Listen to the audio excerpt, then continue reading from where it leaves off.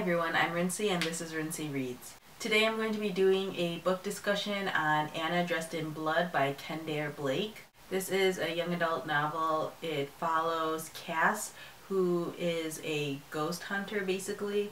He travels around the country following leads on different ghosts that are haunting areas, and then he stabs them with his special knife and then they disappear. He's not exactly sure where they go, but he assumes that they go off to a better place. And what happens in this story is Cass finds out about this ghost called Anna Dressed in Blood, who is haunting this specific house in Canada, and this ghost kills people, and so he goes off to Canada to try to stop her. First off, I just want to say that this cover is really gorgeous. I love it so much. I'm really glad that they kept the same cover for the paperbacks as they did for the hardcover. It's really hard to tell, but like the red parts here are glossy. I don't even think that's going to be visible. And then another really cool design feature is that the words on the inside are red, so it's like a really deep red, so in some light it might not be able to even tell that it is red, but you can totally tell in the right light.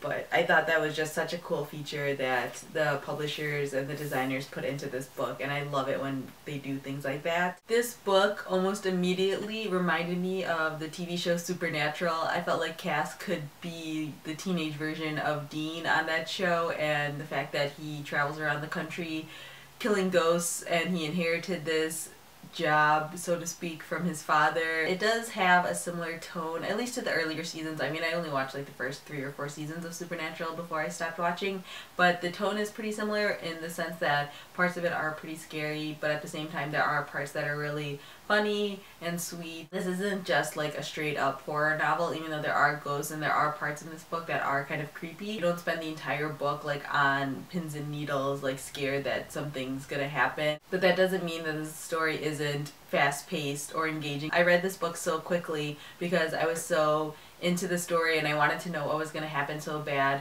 The synopsis I gave you in the beginning of this video is just like scratching the surface of what actually happens in this book. So much happens, and I feel like it'd be hard to give you a full synopsis without giving things away and giving away major plot twists in this book. So I definitely don't want to say anything about that, but this book is so much more than just a ghost story. I really love the side characters in this book too. Thomas, who ends up becoming his friend, and Carmel as well. In fact, there's a pretty good chance I like Thomas more than I like Cass. In terms of the horror levels of this book, I will say that there are scenes that are pretty creepy, especially the scenes dealing with Anna specifically, but I wasn't necessarily overly creeped out until towards the end of the book. I felt like that was the creepiest part to me. As someone who doesn't really like scary movies or anything like that, I could handle this book just fine. So it's really hard for me to talk about these scary / mystery type books without having to talk about things that are kind of spoilery. So like I did last week, I'm going to have an annotation over my face and a little screen that's coming up. So if you don't want to be spoiled and you haven't read this book yet, please click on that annotation. You will skip forward to the parts where I stop talking about the spoilery section. So click if you don't want to be spoiled, but keep watching if you've already read this book. The major problem that I had with this book was the romance, so to speak, between Anna and Cass. I don't know, I think I was just really weirded out about a guy falling in love with a ghost. I think you're supposed to find their relationship endearing, and I just thought it was weird. I think I was able to ignore it or sort of downplay it because such a significant part of the book was about them fighting against each other, and then he was still sort of figuring out who Anna was and what was going on with her and things like that. So I was able to ignore it, but then by the end of the book I was like, okay, he's in love with this ghost and that's really creepy, and I don't understand why no one else in this book finds that really creepy. Another sort of downside to this book that I found was the characterization of Will. He basically is a stereotypical high school jock, and I think that's why I didn't like him. I guess because the decisions that Will made in this book and the things that he did were very emotional as opposed to logical. I had a really hard time with him because I was like, you're being really stupid. In the beginning they described him as being the smart one in the group of jocks. When he was making all these weird and dumb decisions, I just didn't understand it.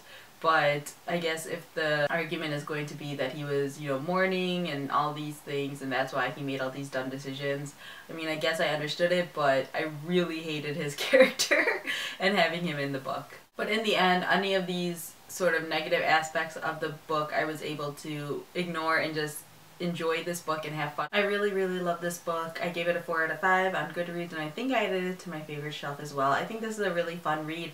I would equate it to being like the Fear Street novels by R.L. Stine, because this book is a little bit creepy, but I feel like anyone who reads a lot of horror or paranormal or anything like that will find this pretty tame.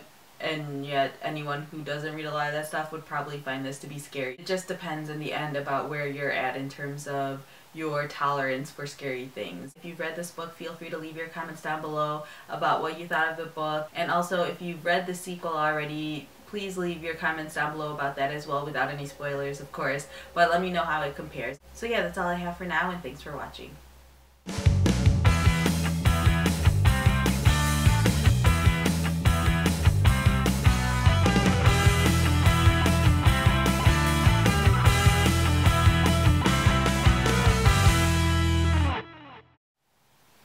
Hi everyone, I'm Rincey, and oh, I should fix my hair. Today I'm going to be doing a book discussion on, I don't remember what this, Anna Dressed in Blood.